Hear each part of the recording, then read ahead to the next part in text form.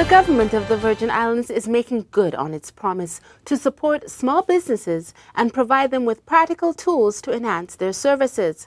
In this regard, business support organizations in the territory will be participating in a 3-day capacity building workshop from May 24th to 26th to further develop their skills to support micro, small, and medium enterprises.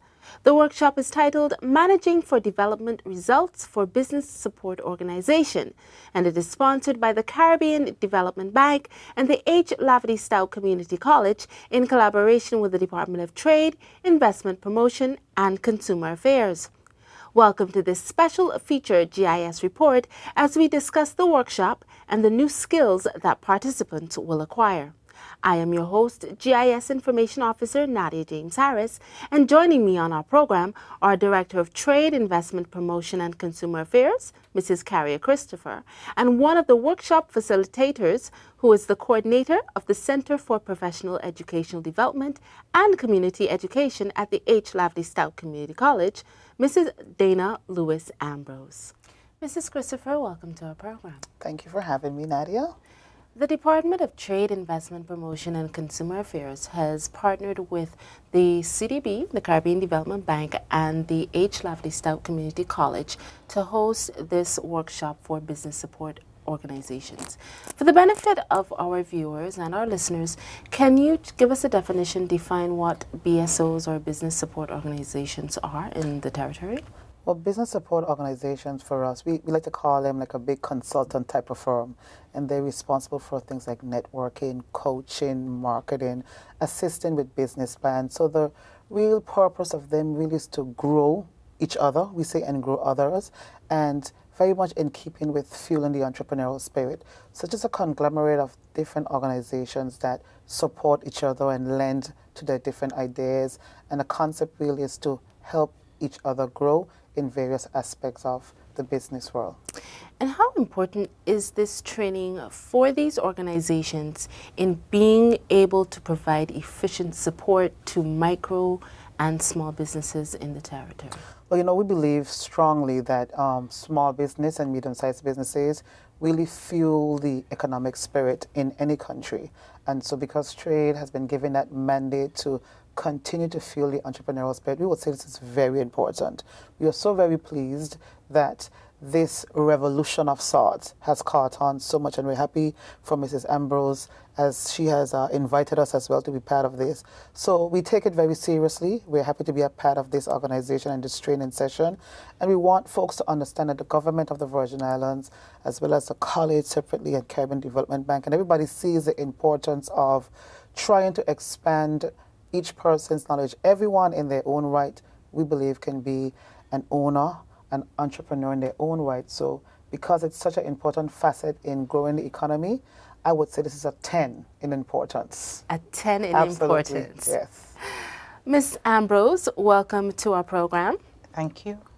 The H. Lafferty Stout Community College has been really helping to drive a lot of programs for continuing professional development for adults, for students in the territory. And with the workshop that is coming up with trade as well as the Caribbean Development Bank, you're having this 3-day session for managing for development results. Could you tell us what was the catalyst that identified the need for this workshop, and what can participants expect in terms of the course outline? Okay. Well, the Caribbean Development Bank, I would say, is the leader for this particular workshop. They identified the need for territories across the Caribbean to have this particular training given to them, delivered to them, because of the requirements that some of the projects or some of the businesses may have to meet in regards to acquiring funding, or whether it be in the form of grants or whether it be in the form of loans. And so they want to ensure that people know exactly up front what they as a bank would be looking for, but not only they, other lending agencies across the globe have also taken on the tools that will be exposed within this training workshop. So this is something, in my view, that helps the Virgin Islands keep up to pace with what is being portrayed as acceptable business practices across the globe. And so the college is very happy to be a part of this. We are very happy to be working with the Department of Trade because we see ourselves not just as a training institute or a college for persons doing associate degrees, but also workforce development. And that is one of the thrusts that you're going to see coming forward, more and more going forward within the next year or the next couple of years, because we see that our role has to shift slightly to now be able to ensure that people, even after they complete an associate degree, they just don't stop there. They can continue on and continue to develop and continue to be competitive now with other persons across the region, across the globe. Ms. Ambrose, you've identified the need for competition, for persons to be more competitive and to develop themselves. Right. Tell us about the course outline for the workshop. Okay.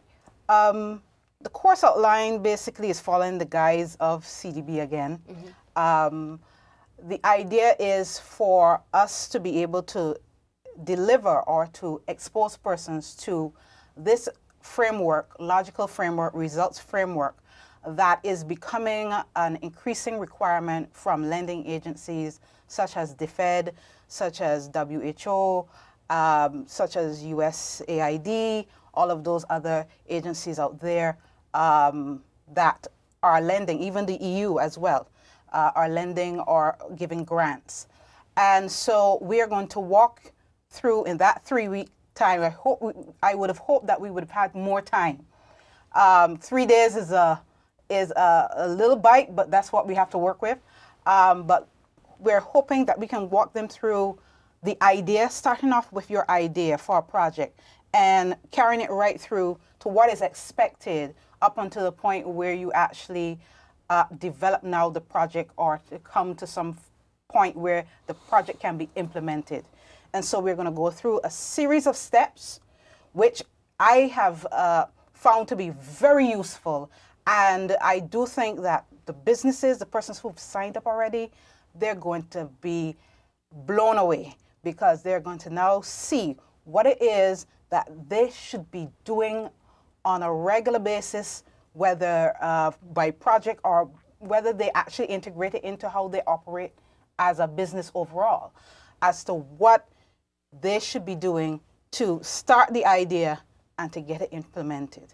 So I am hoping that, persons come open-minded, very willing to share, very willing to communicate, and work in groups, because we're going to work in groups. They're going to have activities to do. This is not a talk shop where someone's going to stand up and tell you, and that's it. They are going to have to integrate and be involved. So we're hoping that persons come willing to share and to be a part of this exciting opportunity.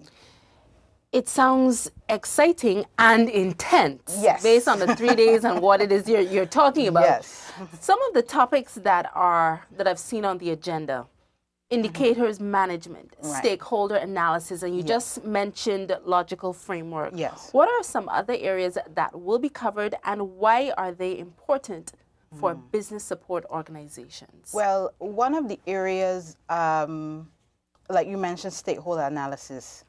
How do you identify who your market is? How do you identify who are the persons that you have within your reach to work with? And that's basically part of what that will expose you to. But then there's also situation analysis, where you're going to have to identify a problem or be able to see a problem that could become an issue for your business upfront, but then not look at the problem as just a problem. There's a flip side to it where you can actually see a problem and look at it from the perspective that it is an opportunity. And so that is how we are going to be guiding persons to don't see the problem as just that, but see it as an opportunity to now maybe go after a different market. Maybe you might need to make a shift in terms of whatever plans you would have had in the very beginning. So I find it as tools that can help you to survive, which is really important for entrepreneurs, because they get hit from all sides in terms of what happens within the economy, whether it be internal or external. But they have to be able to withstand whatever pressures go forward. I mean, I remember when I used to teach in business, one of the things we used to say, well, small businesses, there's a percentage where you give them statistics and say, okay, out of a certain amount of businesses, X amount will not succeed. What we're trying to do is to make that gap much smaller. And so make it now an opportunity for more persons to have the opportunity to survive and to go forward and to expand, right? Because that's part of it as well. You don't want them just to remain in their safe zone, but also see opportunities out there for them to expand and grow. Because when they grow, the economy grows. And that's the best thing about it. Ms. Ambrose, you've just described a lot of the course content, the rationale behind it. Yes. What do you expect as the facilitator? Because we know that there are going to be two facilitators, Yes. yourself and Miss Nadia George. And what do you expect that participants will be able to take away from the 3 days to apply to their business? Right. And will the college, CDB, will you be offering follow-up support after? Okay. One of the things I can envision that we would want participants to leave the workshop with is the ability to network and to work together and to not see themselves as competing against each other, but rather seeing themselves as players in the market and how perhaps they can work together to actually chart the way for that particular sector or whatever area they're working in to move forward, which also gives now the economy a boost in terms of greater products or services, a diversified market, and so on and so forth. So we're trying to hope that people will see the need to work together and to not see themselves as competing ends. The Department of Trade and the college will be the support for persons going forward. So we're not going to train them and just leave them out there hanging. This is where we come in now. We're working together too, where we would be the support network now for persons going forward, whether it be in setting up, I've seen a lot of people setting up WhatsApp groups or setting up Facebook groups and so on, where you can channel information to them on a continuous basis and maybe start chat groups. These are all possibilities of how we can work together and how we can ensure now that persons who are coming out of this have something to work with going forward. The workshop sounds very technical in terms of what persons need to know. Is there pre-registration? Was there a pre-registration requirement for the participants, or was this I'm interested in supporting businesses, how do I get involved? What were the requirements? Well, CDB again set the tone. So they had the pre-registration requirements done up in terms of persons need to be persons who are either working with small businesses or medium-sized enterprises, or you may have persons who are already in their own small business or medium-sized enterprise who are looking at venturing out into being business support organizations as well. So the pre-registration would have given persons a snapshot, a look. This is what the workshop is about. And if you are interested, you contact us. We ask you a couple questions in terms of, what your intention is, and then based on how you respond to those questions, then we would approve your spot in the actual workshop. Thank you, Ms. Ambrose. Yes. Ms. Christopher, the Department of Trade, Investment, Promotion, and Consumer Affairs has always been a very, very strong advocate for training and capacity building of small businesses.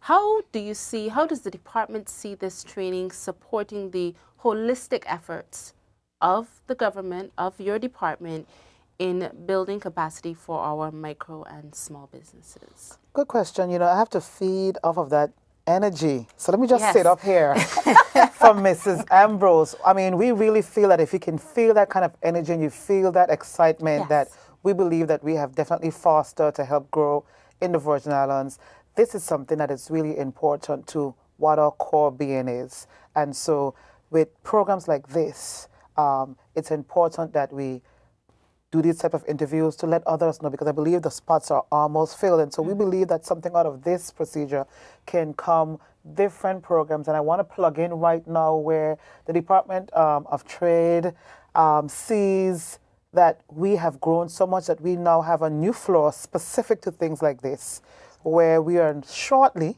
will be inviting persons from the outside to come into trade, where we will be able to continuously give them advice and help them to do the same marketing and their business plans, because we believe that, again, the core of any economy is the small and medium-sized businesses. So for us, this really is an exciting, I guess, a period or a transition within the Virgin Islands, and we really think that hopefully the CDB will use the British Virgin Islands as an example for all of the Caribbean, because we believe we have that capacity to build on strong small and medium-sized businesses. We believe that we've started firm and we have continued with that zest. I mean, listen to Ms. Ambrose. I think that she didn't invite me to come to the class, but now I believe I'll have to come to the class now. So, and we believe this is the kind of energy that you definitely need from any country, any territory, to really put that meat, to put that core of excitement into individuals like you and myself and anybody else here, so that we don't have to necessarily rely on government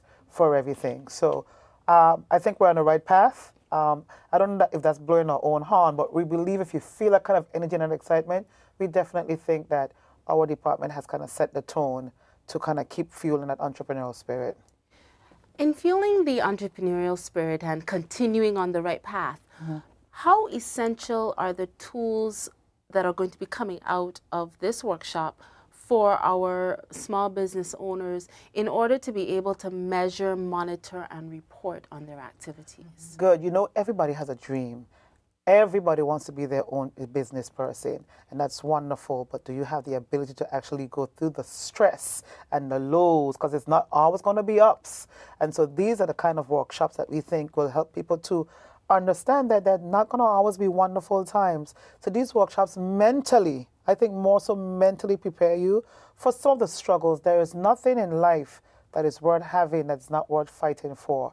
So the people have to understand, including myself, that because I believe that I have to be if I am preaching this, part of me have to be an entrepreneur also. But the reality is that having a small or medium-sized business is one of the most difficult processes there is, but it's actually the most rewarding that you can ever have, because you've built something from basically nothing, from the ground right up. So these kind of things prepare you for the things that you are really never thought about. People feel that, as long as I am able to pay my bills, then I'm good. That's not how it really works. You have to pay yourself a salary. You have to be able to say to your aunties and your uncles and your cousins, listen, this is my store. You can't come in and pick up stuff. You have to pay for it.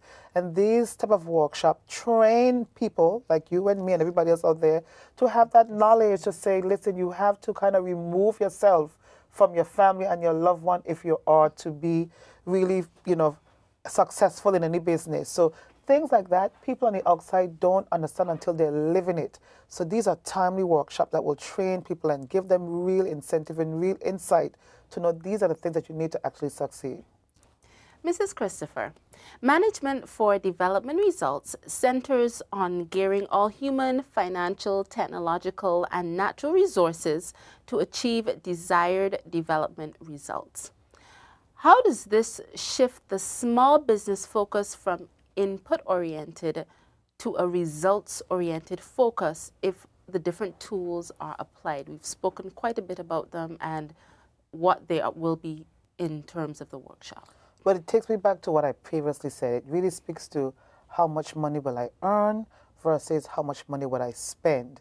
A business could never be successful if we take every single thing that we earn and we spend it. There must be some measure of savings. Hence, we spoke about paying ourselves, paying our bills, and having a measurement in place is important. One of the things that, especially new entrepreneurs and small and medium-sized business owners don't understand fully is how to have a financial business plan and how to stick to it. That's the most important thing. Mrs. James, a lot of times we get into emergency situations. We have to try our very best not to take those monies that we have made for at least the first 5 years. It sounds almost impossible, but if you look at the persons who are truly successful in life, they have mastered that art in trying to put away for a rainy day. As I said before, these type of businesses, it's difficult and I don't want to put anybody else off, but I'm trying to say that it would be the hardest job that you will always love. And so you have to be able to sensitize yourself, and with the help of programs here with Mrs. Ambrose and the CBC and Trade, you will understand the real life developments of what it takes. Having 30 other persons in there, you get to share your experiences. So oh, praise God, it's not me alone. And that, oh, your auntie comes in and takes up stuff to mine too. How do we get this, how do we keep focus on our employees and say, you know what, you cannot come in here and you can't use your phone on Facebook all the time. We as entrepreneurs and who are, brand new at this, we need to set the tone. So if it's my business, I have to be able to be that person to look up to. So I can't be on my phone chopping chewing about my desk, but I expect my employee not to do the same thing. So it's all about a transition and all about kind of changing your perspective on what you want to do. So your input is really reflective of your output. Thank you, Mrs. Christopher. You're welcome. Ms. Ambrose, do we have any closing remarks from you in relation to participants or even persons who might be toying with the idea of becoming entrepreneurs and they're not sure what is the next step or how to start?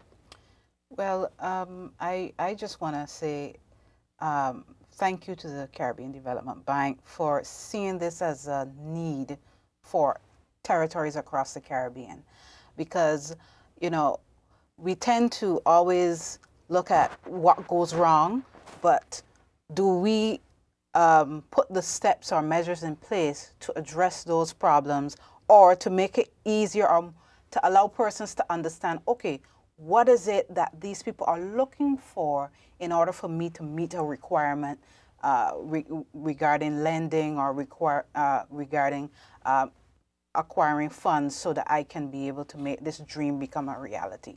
So I am excited for the entrepreneurs of the territory. I'm excited for the business support organizations. I'm excited for the Department of Trade. And the Department of Trade is very excited as well. Absolutely. For coming on board, because this is something for me that was needed since yesterday or yesteryear for that matter.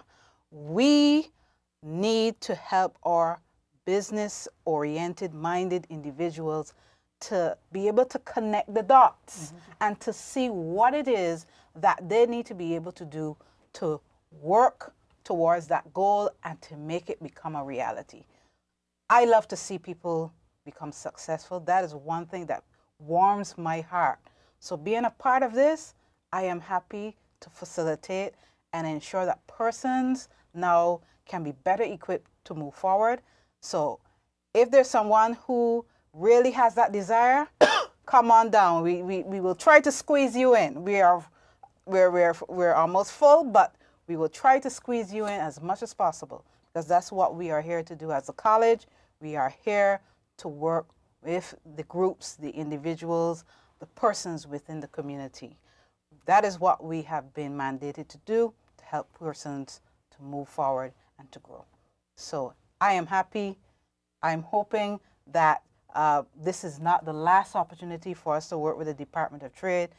We see this as a growing opportunity for both entities working together. We, in the Workforce Training Division, we are extending that olive branch. That's the new term now in the presidential cycle, right? We're extending that olive branch to all the major players within the territory, within the economy of the Virgin Islands. We want to help you, to help the people, the human resource of this territory to become better, to become more competent, to become more proficient. And therefore, I am on board, the college is on board, and we just see this as a wonderful opportunity. Has the olive branch been accepted, Ms. Christopher? Well, I don't have a choice. Absolutely. We're excited as well. And for us, the Department of Trade, Investment Promotion, and Consumer Affairs, we believe that we have passed the BVI.